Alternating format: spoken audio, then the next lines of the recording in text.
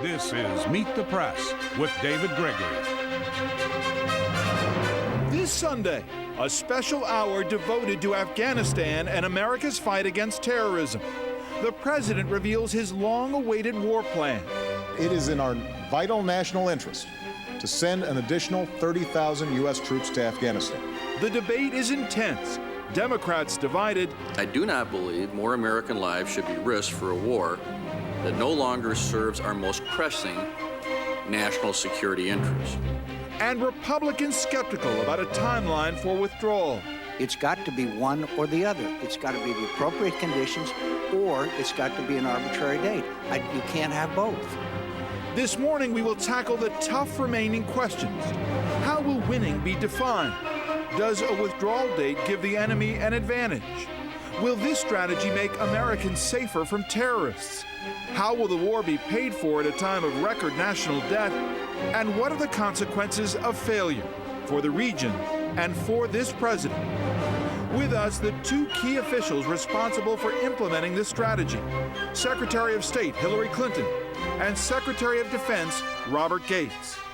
Then the Republican view, the ranking member of the Senate Armed Services Committee and former GOP presidential candidate, Arizona Senator John McCain. Finally, analysis from Tom Friedman of the New York Times and Bob Woodward of the Washington Post. But first, here they are. Secretary of Defense Robert Gates, Secretary of State Hillary Clinton. Welcome, both of you, back to Meet the Press. Thank you. So much of the heat of this debate this week was not about the going in, but about the getting out. This is what the president said about the scope of this mission. These additional American and international troops will allow us to accelerate handing over responsibility to Afghan forces and allow us to begin the transfer of our forces out of Afghanistan in July of 2011. Secretary Gates, is this a deadline? It's the beginning of a process. In July 2011, our generals are confident that they will know whether our strategy is working. And the plan is to begin transferring areas of responsibility for security over to the Afghan security forces, with us remaining in a tactical and then strategic overwatch position, sort of the cavalry over the hill. But we will begin to thin our forces and begin to bring them home. But the pace of that, of bringing them home, and where we will bring them home from will depend on the circumstances on the ground, and those judgments will be made by our commanders in the field. Regardless of the circumstances, though, what you're saying is that withdrawal will take place at that point. It will begin in July of 2011, but how quickly it goes will very much depend on the conditions on the ground. We will have a significant number of forces in there for some considerable period of time after that. You both, of course, this week have taken tough questions about this issue of a deadline and whether that's a bad thing to signal up front. 3 years ago, Secretary Gates, you were asked on Capitol Hill about another war, another debate, another timeline. That was about Iraq. And Secretary Clinton, you were asked as senator back in 2005 the same question about Iraq and timelines for withdrawal. This is what you both said back then. Do you believe if we set timetables or a policy to withdraw at a date certain, it would be seen by the extremists as a sign of weakness? The moderates would be disheartened, and it would create a tremendous impediment to the moderate forces coming forward in Iraq? I think a specific timetable would give would essentially tell them how long they have to wait until we're gone. We don't want to send a signal to the insurgents, to the terrorists, that we are going to be out of here at some, date certain. I think that would be like a green light to go ahead and just bide your time. That was about Iraq. Why are your views different when it comes to Afghanistan? Because we're not talking about an exit strategy or a drop-dead deadline. What we're talking about is an assessment that in January 2011, we can begin a transition to hand off responsibility of the Afghan forces. That is what eventually happened in Iraq. We're going to be out of Iraq. We have a firm deadline because the Iraqis believe that they can assume and will assume responsibility for their own future. We want the Afghans to feel the same sense of urgency. We want them to actually make good on what President Karzai said in his inaugural speech, which is that by 5 years from now, they'll have total control for their defense. But this is a time certain. Secretary Gates, you just said that the withdrawal will begin regardless of conditions. The pace of withdrawal could be affected. This is a date certain, and when it came to Iraq, you thought that was a bad idea. I was opposed to a deadline in Iraq, and if you listen to what I said, that was a date certain to have all of our forces out of Iraq. I'm opposed to that in Afghanistan as well. But I believe that there is an important element here of balancing sending a signal of resolve, but also giving the Afghan government a sense of urgency that they need to get their young men recruited, trained, and into the field, partnering with our forces and then on their own. And so I think that the beginning of this process in July 2011 makes a lot of sense because the other side of it is open. What kind of casualties should Americans be prepared to suffer in Afghanistan with this new strategy? Well, the tragedy is that the casualties will probably continue to grow, at least for a time being. This is what we saw in the surge in Iraq. But it's because they're going into places where the Taliban essentially have controlled the territory and upsetting the apple cart, if you will. And what happened in Iraq is what we anticipate we'll have here. We'll have an increase in casualties at the front end of this process, but over time it will actually lead to fewer casualties. Secretary Clinton, what happens if the strategy isn't working in 18 months' time? Well, first, David, we obviously believe that it will work.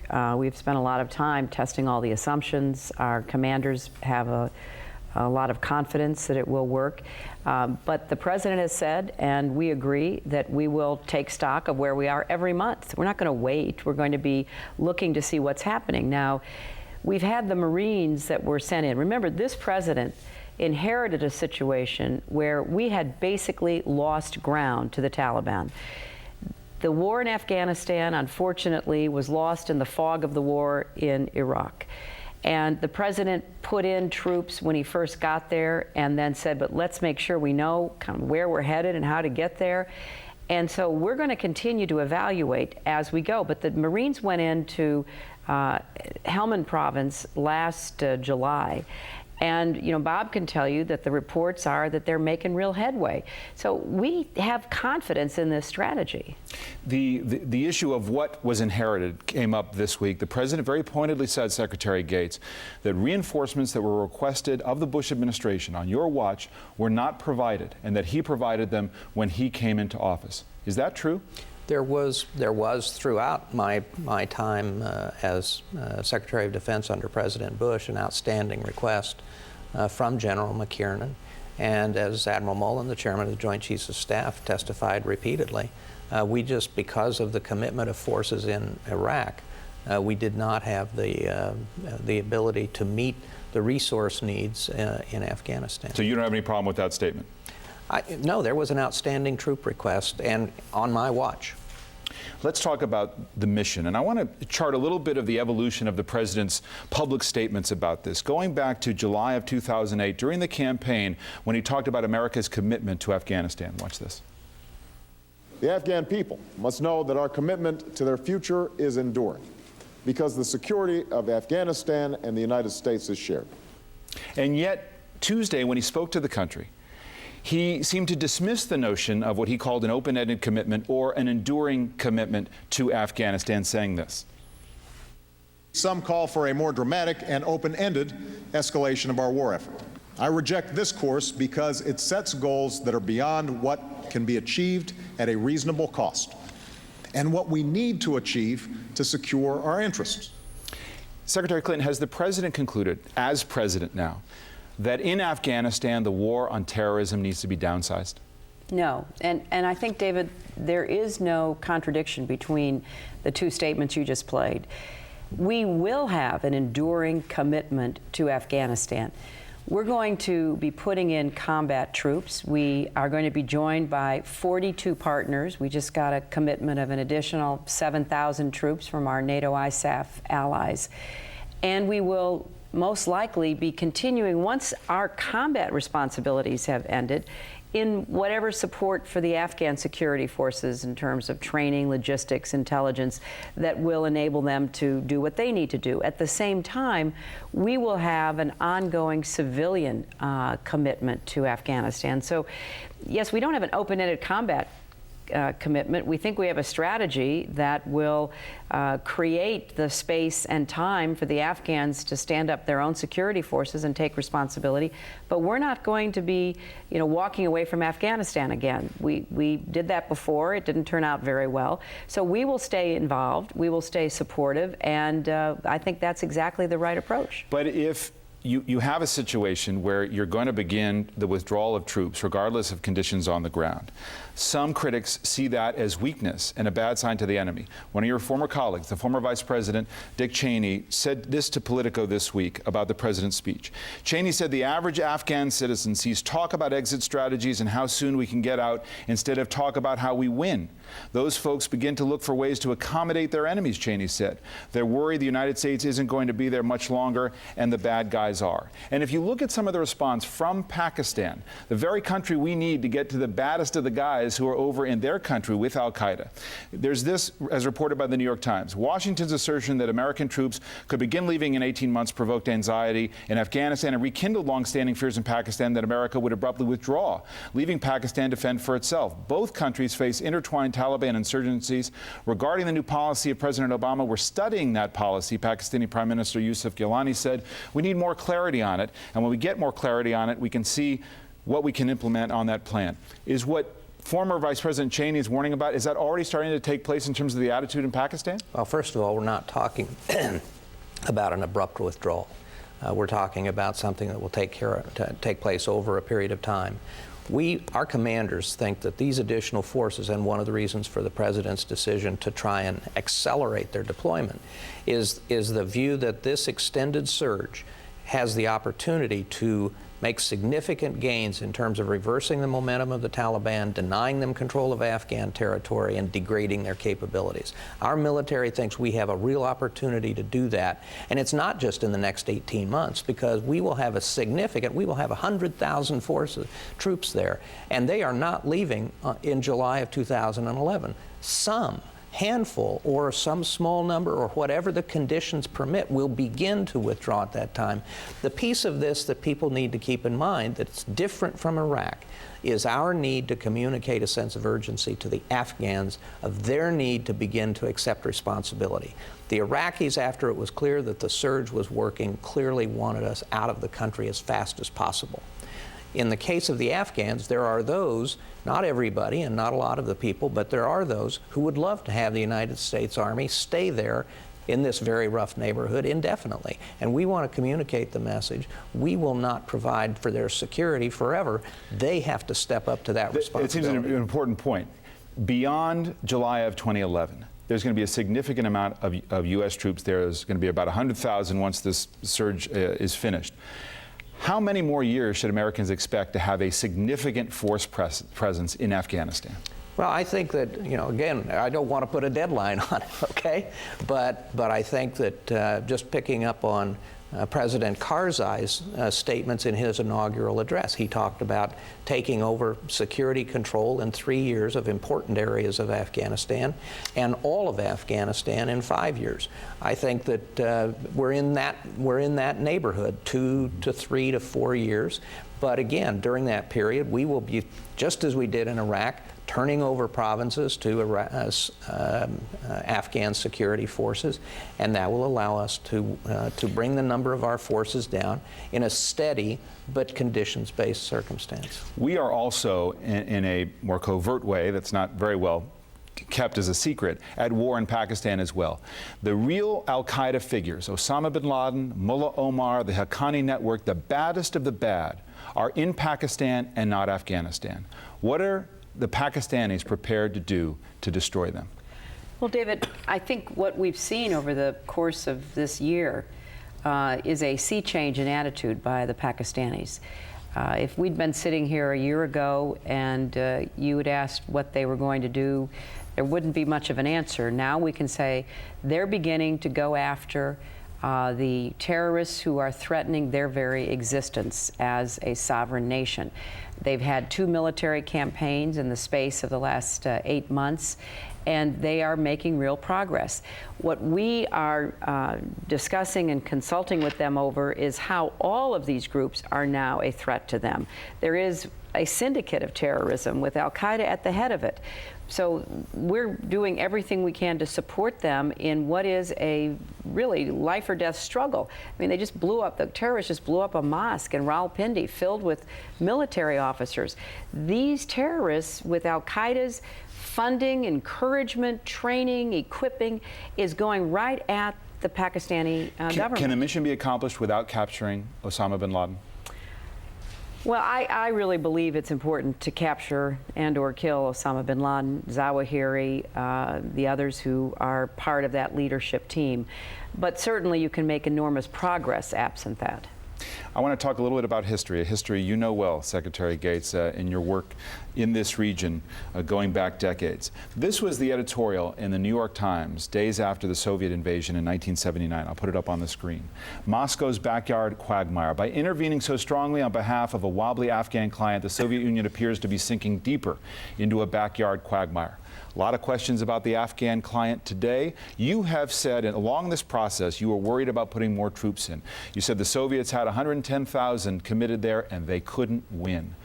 Why is it different now? Isn't this mission impossible? It's pretty straightforward. First of all, the Soviets were trying to impose an alien culture and political system on Afghanistan. But more importantly, they were there terrorizing the Afghans. They killed 1 million Afghans. They made refugees out of 5 million Afghans. They were isolated internationally. All of those factors are different for us, completely different. We have the sanction of the UN, we have the sanction of NATO, we have the invitation of the Afghan government itself, we have 42 military partners in Afghanistan. We are supporting and protecting the Afghan people. One of the central themes of General McChrystal's strategy is to reduce and keep civilian casualties low. And so it's a very different situation. And what General McChrystal persuaded me of was that the size of the footprint matters a lot less than what they're doing there. And this new strategy that he's put in place in terms of how we deal with the Afghans and how we behave, I think will make a big difference. I want to bring it back home and ask you a very important political question, Secretary Clinton. You have heard the reaction from the Democratic Party. Liberals using terms like echoes of Vietnam, that this is risky, that this is a gamble. Vietnam War protester Tom Hayden talked about the immorality of fighting for a regime like that is currently in place in Afghanistan. You've been on the campaign trail running for president. You're a former senator. You know the politics of your party well. What is the message of this president to those Democrats who are not on board? And can you effectively prosecute this war without the base of the party behind him? Well, David, I think it's clear to anyone who has followed this that President Obama has done what he thinks is right for the country. He is well aware of the political concerns raised that you have just described. I think he deserves a lot of credit for not only delving into this and asking the hard questions, but coming to a decision that has both political and economic costs, but which he has concluded is in our vital national security interest. I think that we have to look more broadly at what has gone on in Afghanistan. Yes, are there problems with the current government? Of course there are, as there are with any government. We deal with a lot of governments that are hardly poster children for good governance. But look at what has happened. When President Karzai came into office, there were about 1 million kids in school, and they were all boys. There are now 7 million, and they're 40% girls. There is all of a sudden a wheat harvest because of better seeds and fertilizer that is giving people, once again, income from their land. There are so many positive examples of what has changed. Of course, there's a lot of work to be done. I mean, good grief, this country was devastated by 3 decades of the most brutal kind of war. It's recovering, and as Bob has said, they really do want a different future. But the politics of this, the cost of this, will there have to be a war tax? What will you do to keep the Democrats in line on this? Well, the president has said he will make sure that the cost of the war is accounted for in the budget. It is an additional expense. Everybody knows that. And we have so many important demands here at home. We would not be pursuing this strategy if we did not believe it was directly connected to the safety of our people, our interests, our allies around the world. And I just hope that a lot of my friends who are raising questions, Bob and I heard them when we were up there testifying, will really pay attention to, the rationale behind the president doing this. Secretary Gates, you are a hard-nosed realist about this region and about this struggle going back decades. Is failure an option in Afghanistan? No, I don't think it can be, given the nature of the terror network that Secretary Clinton referred to.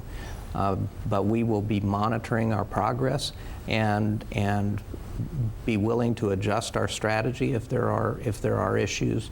We're not just going to plunge blindly ahead if it becomes clear that what we're doing isn't working. I mean, there are some other alternatives. We frankly didn't think that the outcome of the long discussions that we had was that those outcomes were probably less likely to work than what we've chosen. We think and recommended to the president a strategy that he has decided on, that we believe all of us, including the uniformed military and our commanders in the field, offers the very best chance for our success, and that's what we're going to count on. But you say failure is not an option. The president has said, we will fight this fight and fight it hard only up to a certain point.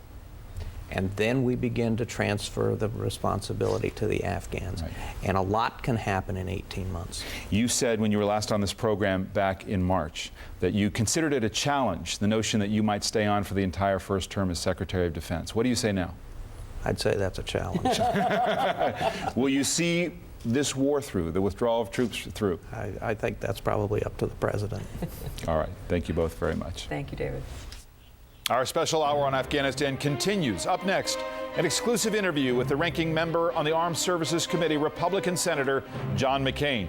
Then analysis on what it all means with Bob Woodward of the Washington Post and Tom Friedman of the New York Times, right here on Meet the Press.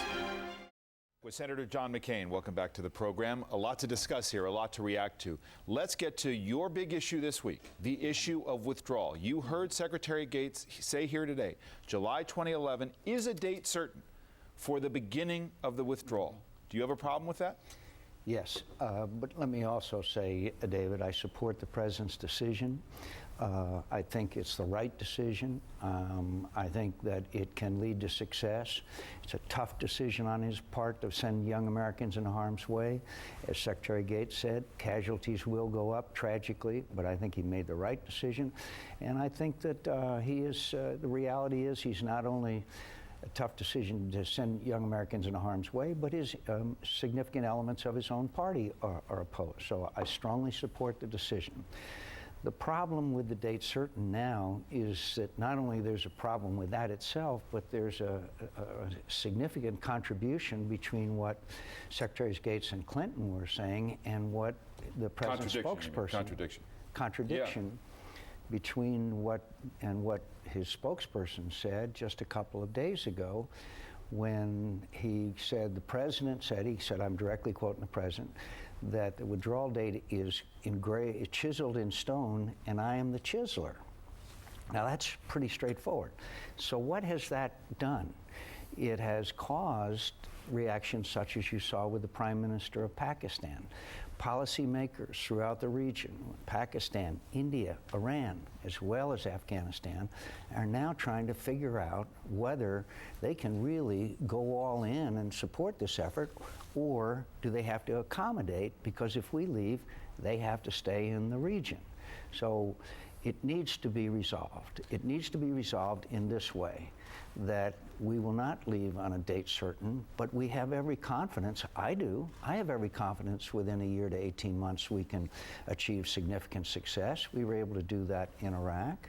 And we will leave and not allow the Taliban to make comments like Taliban prisoners are saying, you've got the watches and we have the time. We don't want to send that message. But the president responded to this week privately and during his address to the nation, saying, if you just use that logic, then that's the rationale for forever war. Then you don't ever leave.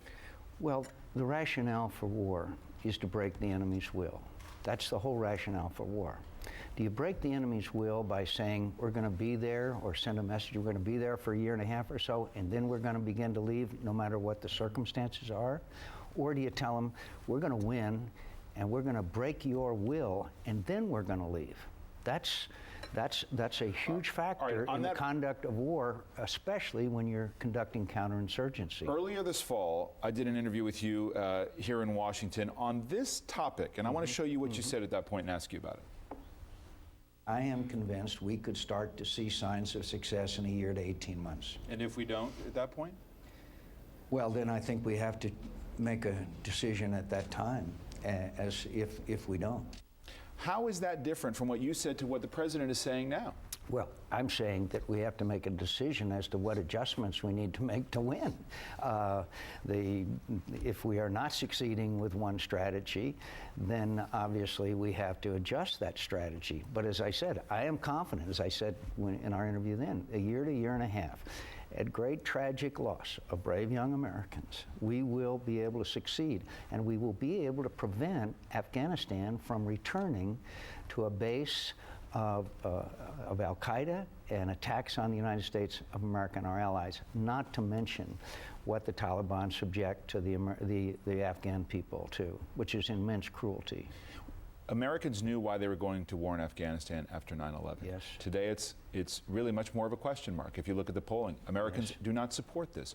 Yes. What is the likelihood? Could I just interrupt that? The president, as I expected, with a very effective speech and an appropriate venue at West Point, I think has also moved those numbers in more favorably in the right direction. What is the likelihood of another terrorist attack on America from that region, Afghanistan, Pakistan, as things stand now? I think that the areas around Pakistan, Afghan border is still a place where al-Qaeda and other Islamic extremist elements can hang out. But I think they're on the defensive, and it's a far different situation than if we left and allowed them to restore these safe havens without any threat being mounted against them. And not to mention the Pakistani nuclear inventory and all the implications of that. To those who oppose this war, there are challenging a couple of assumptions.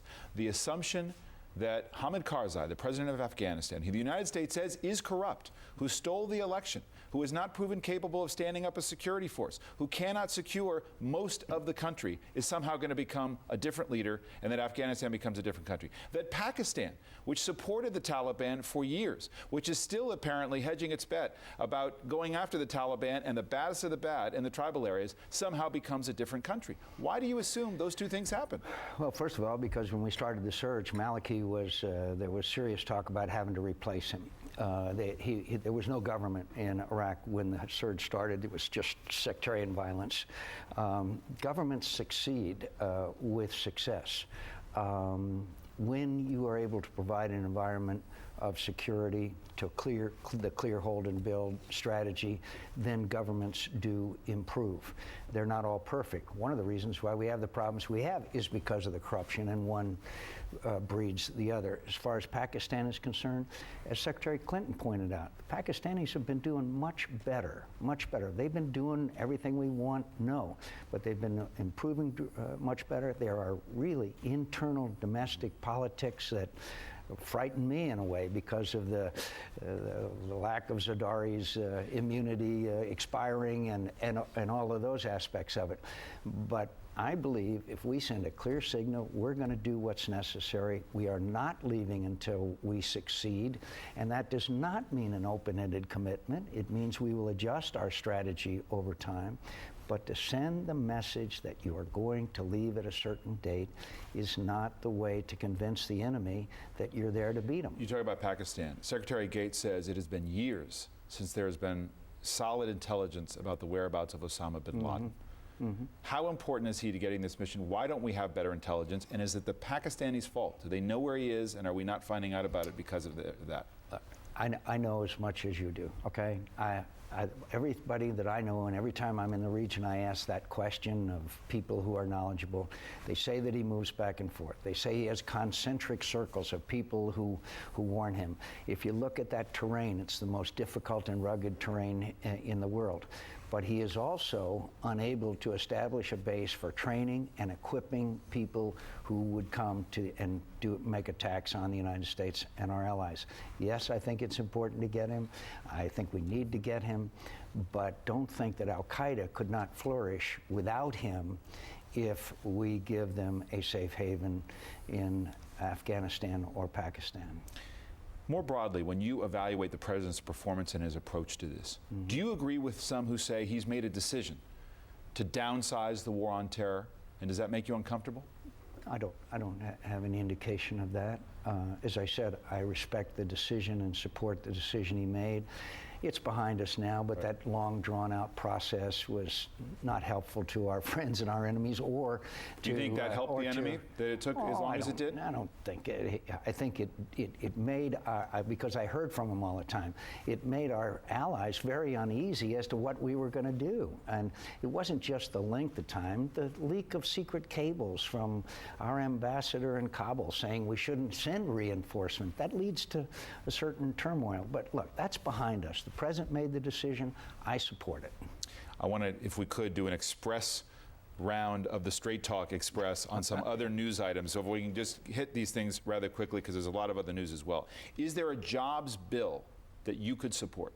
If it has to do with tax cuts and small business creation, corporate tax cuts, small business tax cuts, absolutely. And the housing, any effort we can towards reducing the problems in the housing home loan mortgage market. 48% of the home loan mortgages in my state of Arizona are underwater. That's unacceptable, and it's a failure on the part of TARP. Is stimulus working? No. Of course not. Well, I mean, I guess if you throw enough money at anything, there's some result, but it's certainly not. Look, by their own figures, the administration said unemployment would be at 8%. It's now at 10. It's at 10%. I hope it's going to recover, but we have to. I think it's been an act of generational theft that we have laid on our children and our grandchildren. Okay, a few more. Do you support Ben Bernanke for a second term as Fed chief? I want to examine it some more. I had a good meeting with him, but I'd like to examine the record. I'm very disappointed in what's happened with some of their proposals, because now Wall Street's doing great. Billions in bonuses, all kinds of things. And Main Street, I guarantee you, come with me to Phoenix, Arizona, Flagstaff, Yuma. I'll tell you that Mr. Bernanke's policies have not helped the businesses in my state. Will health care reform pass with a public option? I don't know. I don't know. The American public opinion is swinging more and more against it. We're fighting the good fight. We are not delaying, but this is one of probably the most interesting domestic discussions I've ever been in my career in the United States Senate, and frankly, it's been vigorous and it's been enjoyable. You think he'll get it, though? You think he'll get reform in some capacity? I don't know. I don't know the answer. You still count it all up and down. If Senator Reid, who's very good at his job, gets 60 votes, then he has 60 Democrats. But I am hopeful that American public opinion will be heard in the United States Senate. Now, time for your political analyst hat on. Do you think that Sarah Palin's brand of conservatism is what the Republican Party needs to regain power in the midterms and ultimately in 2012? I think that Sarah Palin has earned herself a very big place in the Republican political scene. I'm proud of her. I am entertained every time I see these people attack her and attack her and attack her. She's irrelevant, but they continue to attack her. I am so proud of her and the work that she is doing. You thought her book was fair? Oh, sure. Yeah, I enjoyed her book. Because she kind of felt like she was thrown under the bus by the McCain campaign at some level. Listen, we have a wonderful relationship. Todd and Sarah and I just saw her recently, and I'm very proud of her. And we need vigorous discussion and debate in the Republican Party. She's going to be a big part of that discussion and debate in the future. All right, Senator McCain, as always, thank you for being here. Thank you. Appreciate it very much. Up next, more of our special hour on Afghanistan. Analysis from two journalists and best-selling authors, New York Times columnist Tom Friedman and the Washington Post Bob Woodward, coming up after this brief station break.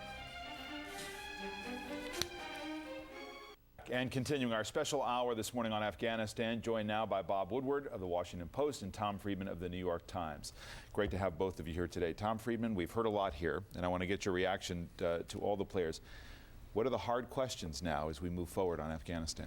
Well, you know, David, my own feeling is that there's a lot of misplaced focus on this question of a deadline, like how and when we get out. I think it's much more important to focus on how we start. And what worries me right now is a certain strategic incoherence that I hear as I listen to the key players. The president said explicitly, and his spokesman, we are not doing nation building in Afghanistan. And General McChrystal says we need to raise and train an army and police force of 400,000 people. Now, how do you have an army that is not connected to a state? Okay, is it just going to float there? Are we going to pay it? And so for me, you know, we're Americans, we focus on us. I think we're not focusing on the key issue. The key issue is this, in my view, David. The surge is happening, that Hamid Karzai is both the cause of the surge and the beneficiary. He's the cause in that it is his corruption, the crime syndicate that his government turned into, which got many Afghans to turn to the Taliban. We now have to surge, basically, because he lost his own people. That's what's going on. And so for me, everything depends on who Karzai is, what kind of government he builds. Remember, there's only one reason we have a chance left for a decent outcome in Iraq. And it's because of the awakening in Iraq by Iraqi Sunnis and Shiites to take on their own extremists. If that does not happen in Afghanistan, if we don't build a government there that the people want to fight for, defend, and be loyal to, nothing else works. And that's, to me, what we should be focusing on, how we get in, not when we leave. I think the key issue is whether President Obama played his part, did his job. And I think by all analysis and evidence now he did. I mean, you had this group of people in his national security team who had very different views about what needed to be done. He held them together there really was a collaboration. In any collaboration, there's going to be compromise. And so now the spotlight really shifts to, I think, three areas that need to be watched, and I think he's going to be watching very carefully. The military, can they do their job? Can the word that was not in Obama's speech was counterinsurgency, which is protect the people. Are they going to be able to do that in Afghanistan? Now, I know last month there are always these assessments. Secretary Clinton was saying they do them each month. I think the one last month by General McChrystal concluded that in lots of areas about half of his force is doing a very good job. The other half is not. That means there is a lot of work to be done. The other area is the intelligence world. There's a lot of, this is the secret world, the below the line, the classified forces. There is a lot that can be done here. I suspect a good deal will be that we may not know about. And the third area, which Tom raises, which is the diplomatic area, is Secretary Clinton, Richard Holbrooke, the special ambassador, going to be able to find a way to effectively pressure Karzai to change so it's no longer a crime syndicate? In other words, can we negotiate with the Godfather? Well, and I want to pick up on that because I posed 5 big questions at the top of this program, one of which is how will winning be defined? Now, I don't know if it's the definition of winning, Tom, but we did hear from Secretary Gates that the time horizon is at most 5 years. That's when Karzai wants to take over complete control. So he is saying somewhere on the continuum is the life of U.S. force involvement in Afghanistan. Now, in that span of time, a state has to be stood up, an Afghan army has to be stood up, centuries of aversion to central government has to be overcome in Afghanistan, and Pakistan has to do something it has yet to do heretofore, which is really target the baddest of the bad guys on their side of the border and believe that it's in their interest to take out the Taliban, which is capable of hurting us. 5 years? Is that defining success? Is that going to happen in that space? Look, I'm deeply skeptical of the whole thing, so I'm probably the wrong person to be asking, but I would simply say this. There is simply one indicator of success, in my view, David, and that is a critical mass of Afghans willing to stand up and fight for their own government. That's the only reason we've got a chance. They got to want it more than we want it for them. If they think we want it more than they do, we are dead, because they will let us want it more than they do, and they will hold our coat from now for the next 5 or 15 years. So without that, nothing happens. David, the only time the Middle East has put a smile on our face in the last 30 years is when it starts with them. Camp David started with Egypt and Israel in a secret meeting. Oslo peace process ain't called Oslo for nothing. Started in a secret meeting between Israelis and Palestinians. When they want it, when they take ownership of it, it works. And when they don't, we can be there till Christmas 2050. But Bob, let me have you pick up on some of these other questions. Does a withdrawal date give the enemy an advantage? Your analysis and what you've heard on the answer on that. But I think, I mean, it's pretty clear that's a non-withdrawal date. In other words, we were talking about a non-denial denial. It's a starting point, and it probably was useful to send that message to Karzai and the Afghan government and our allies and so forth. I think no one has a crystal ball here. Everyone can sound wise and be wrong. And we don't know what's going to happen. I think the X factor in all of this has to do with the leadership in the military, the intelligence world, and the State Department. Can they really do something? Can the generals get out there and drive the forces on the ground? That's where this is going to be won or lost. The other question had to do with whether the strategy makes Americans safer from terrorists. And Tom, you actually referred to this in a column you wrote this week, and I'll put it up on the screen, in terms of the reverberations of policy. Iraq was about the war on terrorism. The Afghanistan invasion, for me, was about the war on terrorists. To me, it was about getting bin Laden and depriving al-Qaeda of a sanctuary, period. I never thought we could make Afghanistan into Norway, and even if we did, it would not resonate beyond its borders the way Iraq might. Is this the antidote to terrorism, getting Afghanistan right? It could potentially be, David, but I think you're right to, let's widen the aperture a little bit. What's been going on since 9/11? What's been going on since 9/11 is a war within Islam, a war within this great faith community over whether, how, to what degree it should embrace modernity. That's what's actually going on, and we've been dragged into it and dived into it to some degree. There is a minority, a violent jihadist minority, that wants to take Islam back to the 12th century. There is a quiet, silent majority that wants to go into the future. Unfortunately, David, they need to have their own civil war. We had a civil war in this country some 150 years ago. We had some people who believed some really bad stuff. They believed you could discriminate against people because of the color of their skin. We defeated those people so badly that 3 generations later, their offspring haven't forgotten it. If they don't have that war within Islam, nothing changes. That's why the most important story of the week was the one Secretary of State Clinton referred to. There was a bombing in Rawalpindi Friday, the Friday day of prayer, week after the Eid, okay? A suicide bomber walked into a mosque and blew it up in the middle of Friday prayer. Where was the mass protest in the Muslim world against that? In Pakistan, we saw 1 million people take to the streets to protest Danish cartoons that insulted the Prophet Muhammad. Tens of people killed in a mosque, real people created in the image of God. And unless you get millions of people protesting that, saying that is haram, that is forbidden, that is not on, there is nothing we can do to win this war. What about I think the lives of the average Afghan come into play here. How are they living? What's going on with them? And we are sending our military to protect them. You know what? I mean, this isn't an abstraction. It is about our military forces going and eating goat with them. Smoking bad cigarettes, using the same toilet. And for them, it's not a toilet, it's a pot. And those people, can you win them over and show that you're protecting them so they get vested in our success? What's going on in Pakistan and the theory of all of this, which you are very, very smart on, Tom, is not part of their lives. And the whole strategy here is to connect with those real lives and make those people so they are going to say, we're signing up with you, not the insurgents. All right, I've just got a couple minutes left. Let's bring it back to domestic politics here. The left does not like this war, doesn't like this strategy. How's this going to get paid for, Bob? Is there going to have to be some kind of war tax to pay the additional $30 billion to send 30,000 more troops? One of the lessons we learned going back to Vietnam is the commander-in-chief has extraordinary authority in this area, and they say, we're committing the troops.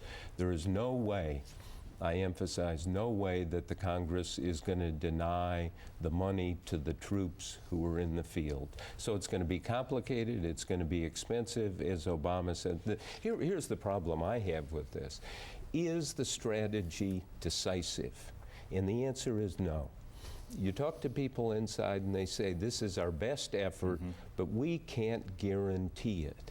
And when you can't guarantee something where the stakes are so high, we could be in trouble. So the last question I posed, what are the consequences of failure for the region and for the president? And what's interesting is that the president has effectively said, in effect, failure is an option because we can't fight this forever. This week, the war on Afghanistan, the war on unemployment came together. Ultimately, what's more consequential for this presidency? Well, I'll tell you how you bring them together into one policy. It's called a gasoline tax of $1 a gallon, okay? That you raise the money that we need to pay down the deficit, to pay for health care, and at the same time take away the very funding that's going to these people indirectly to draw a bullseye on our back. And the fact that our politics can't allow us to do the very thing we know is critical and important, shame on us. The consequences of failure? I think Obama and Secretary Gates and Secretary Clinton made it pretty clear they're not going to let this fail. And what they are really saying, what the real meaning of all of these speeches and interviews and language is, this is what we're going to do now. Let's see what happens on the ground. Let's see where we are each month. And I don't think they're afraid to come back and say, you know what, this didn't work. We're going to change it and make sure it works. Look, let's go to the nightmare. There's another serious attack, terrorist attack in this country, then everything changes, and obviously that includes the Afghan-Pakistan strategy. They have to clear and hold, but we have to clear and hold, but they have to build. And if they don't do it, it's about them, David. All right, we're going to leave it there. Thank you both very much. By the way, you can read an excerpt from the updated paperback edition of Tom Friedman's best-selling book, Hot, Flat, and Crowded, Why We Need a Green Revolution and How It Can Renew America. Go to our website, mtp.msnbc.com, and we'll be right back. Before we go today, in our Take Two Web Extra, a special conversation today with two correspondents from The Economist magazine about the global implications of the president's decision on Afghanistan. Plus, we're going to get their take on issues facing the world in 2010.